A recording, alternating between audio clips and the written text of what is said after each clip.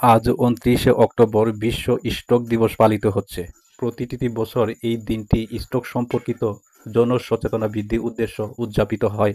এবারও প্রতিপাদ্য হলো প্রতিটি মিনিট গুরুত্বপূর্ণ, যা স্ট্রোকের তাৎক্ষণিক শনাক্তকরণ এবং চিকিৎসা গুরুত্বপূর্ণ সামনে আনে। সাধারণ মানুষের ধারণা স্ট্রোক মূলত বয়স্কদের সমস্যা, কারণ উচ্চ রক্তচাপ, ডায়াবেটিস এবং হাই কোলেস্টেরলের মতো ঝুঁকিপূর্ণ রোগগুলো বেশি দেখা যায় বয়স্কদের মধ্যে। তবে সাম্প্রতিক সময়ে এই ধারা পরিবর্তন হয়েছে। এখন স্ট্রোক কম বয়সী কর্মক্ষম মানুষের মধ্যেও উজ্জীবিত হয়ে বৃদ্ধি পাচ্ছে। ঢাকার একটি প্রধান নিউরোসায়েন্স বিশ্লেষণ করে দেখা যায় 22.76% রোগীর বয়স্ক 50-এর কম এবং প্রতি 5 জনের একজনের মতো বয়স 30 বছরের কম। এই তথ্যই নির্দেশ করে যে দেশে কর্মক্ষম মানুষের মধ্যে স্ট্রোকের ঝুঁকি উল্লেখযোগ্য। স্ট্রোক মূলত দুই ধরনের হয়, একটি হলো মস্তিষ্ক রক্ত জমাট বাঁধা, অন্যটি হলো মস্তিষ্ক রক্ত এবং জমাট বাঁধানোর স্ট্রোকের সঙ্গে ডায়াবেটিস, উচ্চ রক্তচাপ, হাই কোলেস্টেরল এক ধূমপান সরাসরি যুক্ত। কম বয়সে ডায়াবেটিস, উচ্চ রক্তচাপ ও কোলেস্টেরল বৃদ্ধি প্রাণতার কারণে এই রোগের ঝুঁকি এখন অনেকের জন্য বৃদ্ধি পাচ্ছে। 18.74% মারা যান।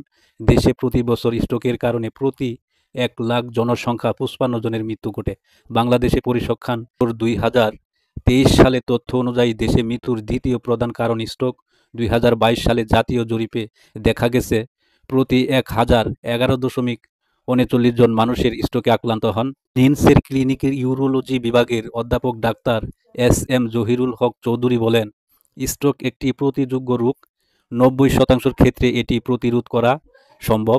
এছাড়া স্ট্রোক একটি রিকভারির পূর্বাবস্থায় ফিরে আসার যোগ্য রোগ। তিনি আরও উল্লেখ করেন, প্রতি মিনিটে একজন স্ট্রোক রোগীর মস্তিষ্ক প্রায় 19 লাখ নিউরন নষ্ট হয়। তাই রোগীর যত দ্রুত নিউরোসায়েন্স হাসপাতালের পরিচালক অধ্যাপক ডাক্তার কাজী দীন মোহাম্মদ বলেন, গ্রাম অঞ্চলে স্ট্রোকের ঘটনা বেশি ঘটে, সেখানে জনসংখ্যা বেশি, কিন্তু স্ট্রোকের ঝুঁকিপূর্ণ কারণগুলো বিষয় সচেতনামূলক কম। একেবারে স্ট্রোক ঘটলে রোগীর সঠিক চিকিৎসা বা যত্ন অপরিহার্য। একটি সাম্প্রতিক গবেষণায় দেখা গেছে স্ট্রোক আক্রান্ত একটি রোগীর হাসপাতালে পৌঁছে 14 ঘন্টা সময় নিচ্ছে। এর ফলে 88% রোগীকে জীবন রক্ষাকারী থ্রোম্বোলাইসিস দেওয়া সম্ভব হচ্ছে না।